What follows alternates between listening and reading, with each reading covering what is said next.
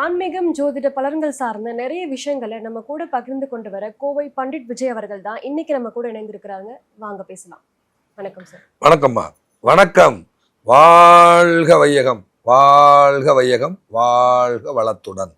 எப்படி சார் இருக்கீங்க? நல்லா இருக்கேம்மா. நல்லா இருக்கீங்களா? சரி, இப்போ யோகங்கள்னு எடுத்துக்கிட்டோம்னா நிறைய யோகங்கள் இருக்கு. அதுல யாருக்கும் தெரியாத வித்தியாசமான யோகம் ஏதாவது இருக்கா? யாருக்கும் தெரியாதல இல்லை, எல்லாருக்கும் தெரியும். அது வித்தியாசமான அப்படிலாம் ஒன்றும் கிடையாது. எல்லாருக்கும் தெரிஞ்ச யோகம்தான். வித்தை யோகம்னு ஒன்று இருக்குது. இது எல்லாருக்கும் தெரியும், எல்லா ஜோடர்களுக்கும் தெரியும். வித்தை யோகம் அப்படின்னு ஒன்று இருக்குது. பொதுவாக வினோத கிரகங்கள் அப்படின்னாலே புதன் குரு தான் வினோத கிரகம்னு அதுக்கு பேர். இது ரெண்டும் சேர்ந்தா கேந்திராதிபத்திய தோஷம். கேந்திராதிபத்திய தோஷம். பொதுவாக குரு புதன் தான் வித்தைக்கான கிரகங்கள். குரு ஆசிரியர், புதன் கல்வி. இப்போது ஆசிரியர்கிட்ட தான் வித்தை கிடைக்கும். ஆனால் அந்த ரெண்டு கிரக சேர்க்கையும் ஒரு நல்ல கிரக சேர்க்கை இல்லை அப்படின்னு ஜோதிட நூல்கள் சொல்லுது. அப்போ பாவகத்தில் வந்து பார்த்திங்கன்னா 3ஆம் இடமும் 5ஆம் இடமும், 3ஆம் இடம் முயற்சி, 5ஆம் இடம் உயர்கல்வி. ஸோ அந்த 3-5 காம்பினேஷனும் குருபுதன் காம்பினேஷன் இருந்தால் அது வித்தை யோகம் வேலை செய்யும். இதில் ப்ளஸ் இருக்குது, மைனஸும் இருக்குது. இது மன வாழ்க்கைக்கு பிரச்சனையை கொடுத்துரும். ஒரு சிலருக்கு இந்த குருவும் புதனும், எனக்கு பார்த்திங்கன்னா குருவும் திதிசூனியம், புதனும் திதிசூனியம். ஆரம்பகால கல்வி அவுட்டு, ஆரம்பகால கல்வி அவுட்டு. இது அன்னைக்கு எனக்கு தெரிஞ்சிருந்தா நான் அதை பயன்படுத்தி இருந்திருப்பேன். இதுக்கு பரிகாரம்னு எடுத்துக்கிட்டிங்கன்னா பார்த்தீங்கன்னா நிறையா இருக்குது. இதில் ஏகப்பட்ட பரிகாரம் இருக்குது. நாயுரு, சென்னாயுருவியை வச்சுக்கிறது, இந்த மாதிரி நிறையா இருக்குது. நம்ம இன்னொரு ஸ்டைலில், என்னுடைய ஸ்டைலில் நான் அது மாதிரி சொல்கிறது உண்டு. பொதுவாக குருபுதன் சேர்க்கை வந்து நிறைய பேருக்கு மன வாழ்க்கை பாதிப்பை தருகிறது.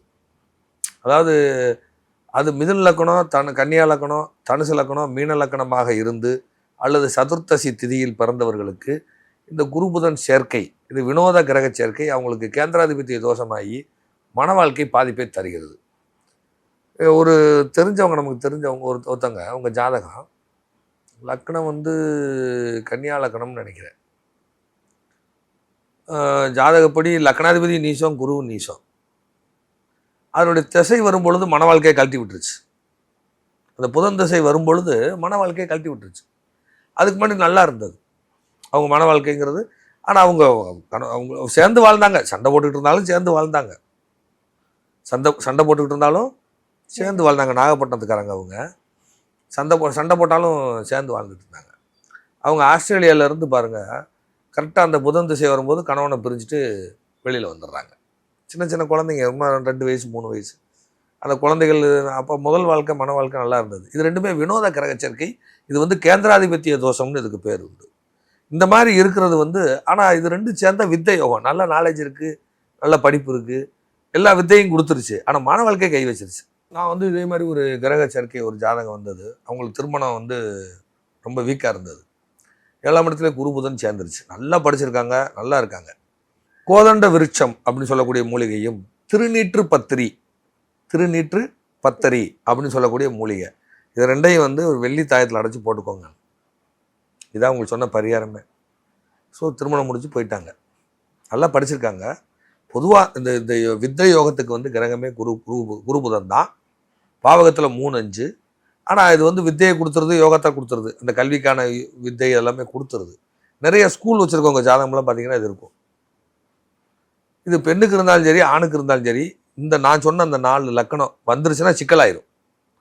அப்போ இவங்களுக்கு என்ன பண்ணுறது, கோதண்ட விருட்சமும் இந்த திருநீற்று பத்திரின்னு சொல்லக்கூடிய அந்த மூலிகையும் வெள்ளி தாயத்தில் அடைச்சி நீங்கள் எடுத்து கொடுத்தாச்சு. இன்றைக்கெல்லாம் அதுக்கெல்லாம் டைம் இல்லை. ஒரு நேரம் எல்லாம் மூலிகையாக தேடி எடுத்து அது ரெண்டையும் ஒன்றா இணைச்சி அது என்னைக்கு எடுக்கணும், எப்போ காப்பு கட்டணும், எந்த நாளிகளை செய்யணும், எல்லாம் கணக்கு இருக்குது. அதையும் செஞ்சு அவங்களுக்கு வெள்ளி தாயத்தில் அடைச்சி கையில் கொடுத்தாச்சு, வச்சுக்கோங்கன்னு சொல்லி. அப்போல்லாம் நான் ஃப்ரீயாக இருக்கும்போது இது கிடச்சதுக்கப்புறம் அவங்க மேரேஜ் பண்ணி நல்லா இருக்காங்க. அவங்களுக்கு எந்த லைஃப்லையும் எந்த இடையூறுமே இல்லை. அவங்க ஜாதகத்தில் இது வாங்கணும், வச்சுருக்கணுங்கிறது விதி. இது எப்பயுமே வச்சுக்கோங்கன்ட்டு. நல்லா படிக்கிறதுக்கு இந்த யோகம், இந்த கிரக சேர்க்கை இருக்கணும். எனக்கு குருவும் கெட்டு போச்சு, புதன் கெட்டு போச்சு. ஸோ அன்னைக்கு எனக்கு இது தெரிஞ்சிருந்தால் அந்த மூலிகை நான் எடுத்து வச்சுருந்துருப்பேன். புரியுதா? எனக்கு 3ஆம் இடம் கெட்டு போச்சு, 5ஆம் இடம் கெட்டு போச்சு. அப்போ இது அந்த காலகட்டங்கள் அந்த குரு பலமானதுனால 2 ஒரே டிகிரியில் இருந்தனால கிடச்சிருச்சு. லேட்டாக கிடச்சிச்சின்னு சொல்ல வரேன். எந்த மாதிரியான பிரச்சனைகள் வரும் சார் இந்த வித்தை யோகம் இருந்தா? வித்தை யோகம் இருந்தாங்கன்னா என்னங்கன்னா, குருவுக்கு ஆசிரியருக்கு பிரச்சனை ஆயிரும். ஆசிரியரை மிஞ்சிய சீடர் ஆயிடுவாங்க, வாத்தியார் மிஞ்சிய மாணவர் ஆயிடுவாங்க, இப்போ என் குருநாதர்லாம் ஒரு ஒரு ஒரு அவர் அவர் அவர் அளவுக்கு அதாவது அவருக்கு அவ்வளோ பெரிய மிகப்பெரிய ஞானம், மிகப்பெரிய வளர்ச்சி எல்லாம் இருந்தது. ஆனால் அவருக்கு உலகத்துக்கு தெரியாது. அவர் திரு மூக்கே தேவர் ஐயாங்கிறவர் உலகத்துக்கு தெரியாது. அந்த ஊரை சுற்றி இருந்தவங்களுக்கு தெரியும். அதே மாதிரி நம்ம தாளையுத்து மகாராஜன் ஐயா அவங்களெல்லாம் அந்த இடத்துக்குள்ள தெரியும். இன்னைக்கு நம்ம உலகளாவிய அளவு தொடர்பு இன்னைக்கு போச்சு இல்லையா? இன்னைக்கு தகவல் தொழில்நுட்பம், இதுக்கு நான் காரணம் இல்லை. தகவல் தொழில்நுட்பம் இன்னைக்கு யூடியூப்ல பேசுகிறோம். முதல்லலாம் ஒரு ஃபாரின் கால் பேச முடியுமா? நேராக பிஎஸ்என்எல் ஆஃபீஸ் போய் ட்ரங்க் கால் புக் பண்ணி பணம் கட்டி வெயிட் பண்ணி அங்கேருந்து தான் பேச முடியும். ஃபாரின் கால் புக் பண்ணி ஐஎஸ்டி கால்னு சொல்லுவாங்க. அப்புறம் எஸ்டிடி பூத்து வந்துச்சு, காலப்போக்கில் மாறிச்சில. அது மாதிரி இன்றைக்கி எல்லாருக்கும் சாதாரணமாக கிடைக்கிது இல்லையா? அதுதான் அந்த வினோத கிரக சேர்க்கை. இந்த புதன் குரு தான் வினோதம். இப்போ ஒரு காலத்தில் ஃபோன் பண்ணுறது கஷ்டமா? யார் வீட்டிலையும் ஃபோன் இருந்தால் பெரிய ஆளுங்க. அவங்க லேண்ட்லைன் ஃபோன் இருந்தால் பெரிய ஆளுங்க. நான் சொல்கிறது 80 காலகட்டங்களில். 95, 98, 2000க்கு அப்புறம் ஃபோனு சாதாரணமாகி போச்சா இல்லையா? என் வீட்டில் இருந்து யாரும் பிஎஸ்என்எல் யூஸ் பண்ணுறாங்கன்னு தெரியல. எல்லாம் இன்றைக்கி மொபைல் ஆகி போச்சு. லேண்ட்லைன் ஃபோனை யார் யூஸ் பண்ணுறாங்கன்னு குறைஞ்சி போச்சு. அதெல்லாம் அதான் வினோதம். இந்த குரு புதன் தான் வினோதம். இந்த குரு புதன் தான் வினோத்துன்னு நான் எடுக்கிறேன். அது சுக்கிரன் சம்மந்தப்பட்டுச்சுன்னா வேற ஆயிரும். சுக்கிரன் சம்மந்தப்பட்டுச்சுன்னா வேற ஆயிரும். ஸோ இப்படி அந்த காரகத்துக்கு தக்கவாறு இல்லை ஏகப்பட்ட மூலிகை இருக்குது இந்த 2 காம்பினேஷனுக்குமே. திருமணத்துக்கான மூலிகை இந்த மூலிகை எது?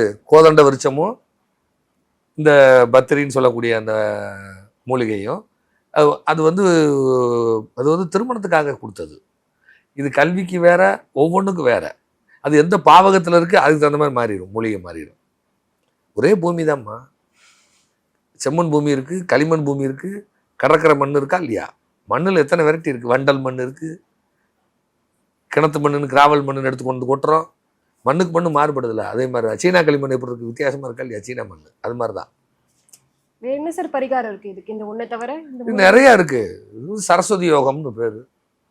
வழிபாடை சொன்ன சரஸ்வதி, கூத்தனூர் சரஸ்வதி, சாரதாம்பாள் இவங்களுடைய வழிபாடு சிறப்பை தரும். இதுக்கு சரியான தலங்கள் எதுவும் இருக்கா சார் இந்த கோவிலுக்கு போய்? அப்படிலாம் கிடையாது. சரஸ்வதி கோயில் எங்கே இருந்தாலும் கும்பிட்டுக்கலாம். சாரதா பீடம் நிறைய இடத்துல இருக்கு.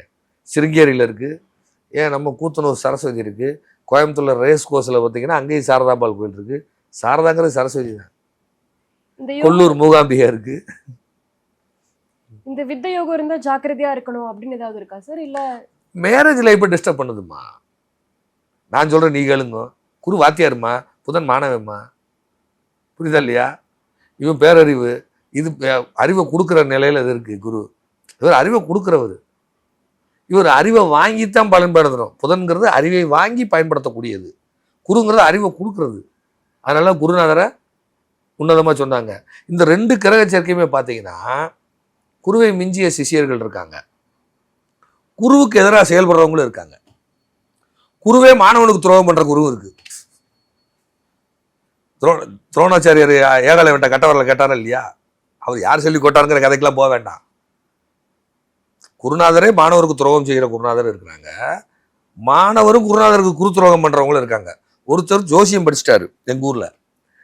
குருநாதர் ஆபீஸுக்கு ஏத்தாப்புல ஆபீஸ் போட்டாரு. குருநாதர் ஆபீஸுக்கு ஏத்தாப்புலயே ஆபீஸ் போட்டாரு. அப்ப இங்க வர கிளைண்ட் அங்க போகுமா போகாதா? சொல்லுங்க தாயி. போகல இல்லையா? இது குரு துரோகம் இல்லையா? சரி, சொல்லி கொடுத்துட்டு வித்தையை விரலை கட்டி வாங்கினார்ல துரோணாச்சாரியர். விரலை வாங்கினார்ல, வாங்கினாரா இல்லையா? ஏகலைவன்ட்ட அவன் தூரத்துல இருந்து கத்துக்கிட்டான். அவன் சுயம்புவா கத்துக்கிட்டான். அவர் எப்படி நடக்குதுன்னு பார்க்கறான், பார்த்து கத்துக்கிட்டான். குருவும் மாணவர்களுக்கு துரோகம் செய்த குருவும் இருக்கிறார்கள். ஜோட துறையா இருக்கட்டும், எந்த துறையா இருக்கட்டும். மாணவரும் குருவுக்கு துரோகம் செய்தவர்கள், குருவுக்கு துரோகம் செய்த மாணவர்களும் இருக்கிறார்கள். புரியுதா இல்லையா? இதை வினோத கிரகம்னு பேரு. அவர்கிட்ட வந்து அறிவை வாங்கிட்டு அவருக்கு எதிராக செயல்படுறது. இவர் அறிவை கொடுத்துட்டு பயன்படுத்தாதன்னு சொல்றது எப்படி? இந்த வித்தையோகம் இருந்தா நல்லதா கெட்டதா சார்? இந்த வித்தையோகம் இருக்கிறது வந்து வித்தைக்கும் கல்விக்கும் நன்மையை தரும். கற்றோருக்கு சென்ற இடமெல்லாம் சிறப்பு, அதெல்லாம் கிடைக்கும். ஆனா இது இந்த கேரியர் லைஃபுக்கு வரும்போது பிரச்சனையாது. இது வந்து எந்த இடத்துல இருக்குங்கிறத வச்சா சொல்ல முடியும். அது 7ஆம் இடத்துக்கு தொடர்பு கொண்டா.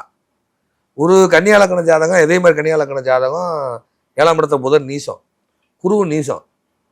அப்போ ஒரு ஒரு ஜோதிடர் உட்காந்துருக்காரு. அவர்கிட்ட வந்து கொடுக்குறாங்க, இது லூசு அப்படிங்கிறாரு. அவர் லக்னாதிபதியும் கெட்டு போச்சு, 4ஆம் இடமும் கெட்டு போச்சு, 7ஆம் இடமும் கெட்டு போச்சு. இது லூசை கட்டி எப்படி வாழ்றது? போயா அப்படின்ட்டார், டைவர்ஸ் ஆயிரும் போயா அப்படின்ட்டார். இது லூசோட எப்படியா வாழ்ந்தான்னு கேட்குறாரு. அந்த மாதிரியான ஒரு வினோதமான கிரக சேர்க்கை இது, ஆபத்தான கிரக சேர்க்கையும் கூட. அதான் சொல்லல, குருவும் சளைத்தவர்கள் அல்ல மாணவர்களுக்கு துரோகம் பண்ணியிருக்காங்க, மாணவர்களும் குருவுக்கு துரோகம் பண்ணியிருக்காங்க. அதுக்கு உதாரணம் துரோணாச்சாரியார், ஏகலைவன். ஏன்னா அந்த குருவோட வீட்டுக்கு ஆப்போசிட்ல தான் புதனோட வீடு. புதன் பாதகாதிபதி, புதனுக்கு பாதகாதிபதி குரு, புதனுக்கு பாதகாதிபதி குரு. ஒருத்தர் டியூஷன் படிக்க போறாரு, வாத்தியார் மேல லவ் பண்ணி கூட்டு போயிட்டாரு. இதுக்கு என்ன சொல்றீங்க? புரியுதா இல்லையா சாமி? ஸ்கூல் படிக்கும் போதே விரும்பி இருக்கிறாங்க, வெளியே தெரியாம இருந்திருக்கு. காலேஜ் போனதுக்கப்புறம் அந்த பொண்ணை கூட்டு போயிட்டாரு, கல்யாணம் பண்ணிட்டாரு. அப்போ குருநாதர் மகளுக்கு துரோகம் பண்ணிட்டாரா இல்லையா? குருநாதருக்கு. இது ரெண்டுமே வினோத கிரக சேர்க்கை. இது திருமணத்துக்காக நான் அந்த மாதிரியான ஒரு மூலிகை சொன்னது. இது வேற வேற கட்டங்கள்ல தான் வேற வேற பலன் இருக்கு. ஒவ்வொரு பிளானட்டுக்கும் மூலிகை இருக்கு. அது எப்போ எடுக்கணும், எப்படி பயன்படுத்தணும், அதெல்லாம் எடுத்து பண்ணணும். அப்படிங்கும்போது அந்த தோஷம் நிவர்த்தி ஆகுதுன்னு சொல்லுவார். ஆனால் அது யோகம், இதுக்கு பேர் என்ன? வித்தை யோகம்.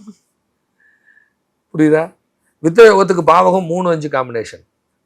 கிரகத்தில் வந்து குரு புதன் இது இருந்தால் தான் வித்தை யோகம் கிடைக்கும். அதே மாதிரி பார்த்தீங்கன்னா கிரக மாளிகா யோகம்னு இருக்கு. கிரக மாளிகா யோகம், கிரகங்கள் மாளிகை அமைத்தது போல வரிசையாக இருக்கும். அந்த கட்டங்களுக்கு அடுத்தடுத்த கட்டங்களில் இருக்கும். இந்த யோகம்ங்கிறது ஒரு மிகப்பெரிய ஒரு யோகம். கிரக மாளிகா யோகங்கிறது அவங்களுக்கு நிறைய சொத்துக்கள், செல்வாக்கு, சகலத்தையும் கொடுக்கக்கூடியது. இதுவே தோஷம், இதுலேயே வந்து திதிசூனியம் பாதகமாச்சுன்னா கஷ்டம். அந்த அதிபதிகள் ஏதாவது திதிசூனிய பாதகாதிபதி ஆகிட்டாங்கன்னா கஷ்டம். ஒரு ஜாதகம் வருது, அவங்களுக்கு இந்த மாதிரி கிரக மாளிகா யோகம் அவங்களுக்கு இருக்குது, ஆனால் அது திதிசூனியம் பாதகமாக இருக்குது. நான் அப்போ என்ன சொன்னேன் அவருக்குன்னு கேட்டிங்கன்னா, அவர் நல்ல அந்தஸ்து எல்லாம் இருக்குது, ஆனால் அவருக்கு இந்த மேரேஜில் எவ்வளோ பிரச்சனை இருக்குது. அதில் 7ஆம் அதிபதி சம்மந்தப்பட்டுறாரு அந்த கிரக மாளிகா யோகத்தில். போய் பார்க்குற பொண்ணெல்லாம் ரிஜெக்ட் ஆகுது, ஒன்றுமே அமைய மாட்டேங்குது. அவரும் எங்கெங்கேயோ போய் பொண்ணு பார்த்துருக்காரு, எங்கெங்கேயோ பரிகாரம் செஞ்சுட்டாரு, நொந்து நூடுல்ஸ் ஆகிட்டாரு. நான் சொன்னேன், இங்கே பாருங்க, பொண்ணு பார்க்க போகும்போது இந்த ஓட்டையாக போட்ட மாதிரி சட்டை இருக்கும் தெரியுமா? ஜன்னல் மாதிரி ஓட்டையாக போட்டிருக்கும் சட்டை, அந்த காலத்தில் இருந்துச்சு. அது இன்னும் வருது, அந்த மாதிரி ஓட்டையாக போட்ட சட்டை. இதை வாங்கி போட்டு போங்க, பொண்ணு பிக்ஸ் ஆகிரும் போங்க. ஏங்க என்னங்க சொல்லு? போங்க சார், நடக்கும் போங்க. அந்த துணியை தேடுன்னு அடைஞ்சி வாங்கி தச்சு அதை போட்டு போகிறாரு, கிளிக் ஆகி போச்சு. ஏன்னா கிரகங்கள் வரிசையாக ஒவ்வொரு ராசி மண்டலத்தையும் ஓட்ட போட்டு வச்சிருச்சு. புரியுதா இல்லையா? இதுக்கு பேர் கிரகமாளிகா யோகம்னு பேர். அவருக்கு அந்த மாதிரி சொல்லி திருமணம் நடந்திருக்கு. அப்போ ஒவ்வொரு யோகங்களும் யோகத்தையும் தருது, அதுவே அவயோகத்தையும் சேர்த்து தந்துடுது. இப்போ ஒரு கிரகமாளிகா யோகம் இருக்குது, பெண்ணே அமையல, அதில் 4ஆம் அதிபதியும் தொடர்பு வந்துடுறாரு. அப்போ அங்கே எல்லாமே பார்த்தீங்கன்னா அந்த ராய்கேது அச்சுக்குள்ளேயே எல்லாமே சிக்கிடுது. அப்போ அந்த கேதுங்கிறது ஓட்டை, சரியா? அப்போ 4ங்கிறது ஆடை. ஓட்டையாக போட்ட சட்டை போட்டு போய் நில்லுங்க, பொண்ணுக்கு பிடிச்சிரும், கல்யாணம் நடக்கும் போங்க. இப்படியும் பரிகாரம் சொல்லியிருக்கேன். அதே மாதிரியே ஒரு ஜாதகத்தில் நிஷ்கல யோகம்னு ஒன்று இருக்குது. 4ஆம் இடமும் 10ஆம் இடமும் நிஷ்கல யோகம். காலபுருஷனுக்கு 4 சந்திரனும் காலபுருஷனுக்கு 10 சனியும் சேர்ந்தாலும் நிஷ்கல யோகம். இந்த நிஷ்கல யோகங்கிறது திடீர் பணக்காரர். நிஷ்கல யோகங்கிறது திடீர் பணக்காரர். அப்போ இந்த மாதிரி எனக்கு யோகா வேலை செய்யணும், நல்ல வசதி வாய்ப்பாக வரணும், அதுக்கான சூழல் எனக்கு இருக்கா ஜாதகத்தில்? சார் உங்கள் ஜாதகத்தில் நிஷ்கல யோகம் இருக்குது, இது திடீர் யோகம் தான் இது. அப்போ இந்த யோகம் எனக்கு வேலை செய்யணும், இதுக்கு ஏதாவது பரிகாரம் இருக்கா அப்படிங்கிறாரு. நான் என்ன சொன்னேன், இங்கே வருங்க, நான் 2-3 மெட்டல்லாம் சொன்னேன். அதெல்லாம் எனக்கு வேண்டாம், கோயிலா சொல்லுங்க. ஏங்க ரொம்ப செலவாகுங்க, ரொம்ப தூரம் போகணுங்க அப்படின்னேன். பரவாயில்ல சொல்லுங்க, ஆனாலும் பரவாயில்ல, 10 வட்டிக்குனாலும் வாங்கிட்டு போகிறேன், எனக்கு நிஷ்கல யோகம் வேலை செய்யணும், திடீர் பணக்காரர் ஆகணும். சரின்னு சொல்லிட்டு ஐயா குஜராத்தில் கடற்கரை பகுதியில் நிஷ்கலங்கேஸ்வரர்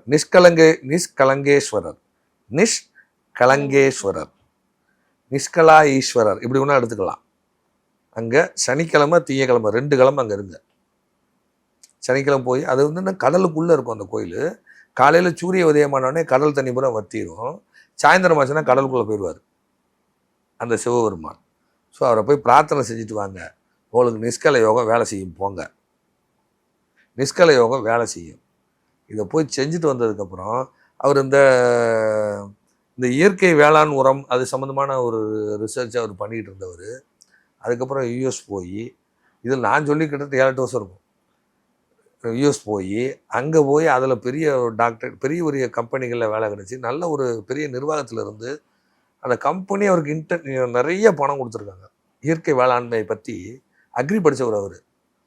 இன்றைக்கி ஒரு பெரிய பொசிஷனில் நிறைய நல்ல நிலைமையில் அவர் இருக்கார். எங்கள் கேரளாவில் இருக்கார் அவர். கொஞ்ச காலம் கோயம்புத்தூரில் இருந்தார். அப்போ ஜாதகம் பார்க்கும்போது இதை செய்யுங்க அப்படின்னு அவருக்கு அந்த திசையே வருது. அப்போ நிஷ்கல யோகம் திசை ஸ்டார்ட் ஆக போது அவர் இயற்கையாக கேட்குறாரு. அப்போ குஜராத்தில் நிஷ்கலங்கேஸ்வரர் கோயில், அந்த கோயிலுக்கு போயிட்டு வாங்க வேலை செய்யும் சொல்லி வேலை செஞ்சிருக்கு. இப்படிலாம் இருக்குது. யோகங்களை எப்படி பயன்படுத்தணும், இதுக்கு மூலிகையெல்லாம் இருக்குது, நிறைய மூலிகைகள் இருக்குது. அதெல்லாம் சொல்லி அவர் வந்து கோயிலாகவே கேட்குறாரு. எனக்கும் அந்த நிஷ்கலங்கேஸ்வரர் கோயில் பார்க்கணுங்கிற ஆசை வந்துடுச்சு. சரி வரும்போது பார்ப்போம், அப்படி ஒரு வாய்ப்பு வந்தால் போவோம் அப்படின்னு நானும். அது சனிச்சந்திரன் காம்பினேஷன் யாருக்கு இருந்தாலும் வேலை செய்யும். அந்த கோயிலுக்கு போனால் வேலை செய்யும். ஆனால் திங்கக்கிழமை சனிக்கிழமை 2 நாள் இருக்கணும். சனிக்கிழமை போயிட்டோம்னா இடையில ஒரு நாள் ஞாயிற்றுக்கிழமை தான். அவர் திங்கக்கிழமை இருந்துட்டு ஓடியாந்துடலாம். இது வேலை செய்கிறது. ஆனால் அது திசையும் புத்தியும் காலமும் சூழ்நிலையும் அவங்களுக்கு சப்போர்ட் பண்ணால் தான் வேலை செய்யும், இல்லைன்னா வேலை செய்யாது. அதுவும் இருக்குது. சரியா? திசையே வராது, புத்தியே வரான்னா வேலை செய்யாது. அவங்களுக்கு அந்த திசையோ புத்தியோ வரக்கூடிய காலகட்டங்களில் அதை போய் செய்யும்போது இயற்கையாகவே அவங்களுக்கு வரணும்னா அதெல்லாம் வருமா. இப்படிலாம் யோகங்கள் இருக்குது. இதுக்கு மூலிகைகள்லாம் நிறையா இருக்குது நிஷ்கல யோகத்துக்கு. இதில் வந்து பார்த்திங்கன்னா அரணார் விருட்சம் அப்படிங்கிறது சனியோட மூலிகை. சக்தி சாரணை அப்படிங்கிறது சந்திரனுடைய மூலிகை. இந்த 2 மூலிகையும் அதை எப்படி எடுக்கணும், எப்படி பண்ணணுங்கிறது அதுக்கு நிறைய முறைகள் இருக்குது. காப்பு கட்டி எடுக்கணும், எந்த நாளிகை எந்த திதிகள் எடுக்கணும் அப்படிலாம் கணக்கு இருக்குது. அதை பிறகு எடுத்து வெள்ளி தாயத்தில் அவங்க அடைச்சிக்குள்ள நிஷ்கல யோகம் வேலை செய்யும். திடீர் அதிர்ஷ்டம், திடீர் பணக்கார யோகம் அவங்களுக்கு உண்டு. ஆனால் அவங்களுக்கு திசையோ புத்தியோ வரணும் மெயின். இல்லைன்னா வேலை செய்யும், 10% வேலை செய்யும். ஏதாவது போனேன், கேரளாக்குள்ளே போனேன், ஒரு 50,000 லாரி சீட்டு விழுந்துச்சு, திடீர் பணக்காரர்கள் அப்படி கிடைக்கும். ஸோ இந்த மாதிரிலாம் இந்த யோகம் இருந்து வேற என்ன மாதிரியான சார் பலன் கிடைக்கும்? இந்த பணக்காரர்கள் இது தவிர்த்து வேற ஏதாவது இருக்கு? வேற இந்த சனிச்சந்திரன் காம்பினேஷன் இருந்தால் எதையும் நுண்ணோக்கி பார்க்குது, எதையும் நுண்ணோக்கி பார்த்தல். அது மட்டும் இல்லாமல் இந்த film industry, cinema industry, media, கலைத்துறை, இந்த துறைகளை பூரா அவங்கள லைஃப்பை ஃபிக்ஸ் பண்ணும். இன்னொன்று என்னன்னு கேட்டிங்கன்னா, இது வந்து என்னன்னு கேட்டிங்கன்னா, இந்த யோகா வந்து சனிச்சந்திரன் சேர்ந்துச்சுனாலே நடக்க இருக்க சம்பவத்தை தலைகளை புரட்டி போடும் உங்க ஜாதகம். நடக்க இருக்கிற சம்பவத்தை தலைகளை, அது பேர் புணர்ப்பு தோஷம்னு அதுக்கு பேர். கல்யாணம் பேசி நிற்கிறது, மணவரையில் வடிவில் ஒரு இடத்துல செம்பு கல்யாணத்தை நிறுத்துவாங்கல்ல, அந்த காமெடி அந்த மாதிரி தான் அவங்க லைஃப்பில் இருக்கும். அப்போ இந்த மூலிகை வந்து அதை சரி செய்யும். அது எடுக்கிறது எப்போ வைக்கிறது அப்படிலாம் லாஜிக் இருக்குது. அது எந்த திதியில் வைக்கணும், எந்த டைமில் வைக்கணும் அப்படின்னு லாஜிக் இருக்குது. ஸோ இந்த மாதிரி யோகங்கள் நிறையா இருக்குது, அதுக்கு பரிகாரங்களும் இருக்கிறது. சரியா? சரிங்கம்மா. எங்களுக்கு தெரியாத நிறைய யோகங்களை பற்றியும் நிறைய பரிகாரங்களை பற்றி ரொம்பவே தெளிவாக சொன்னீங்க சார். ரொம்பவே நன்றிம்மா.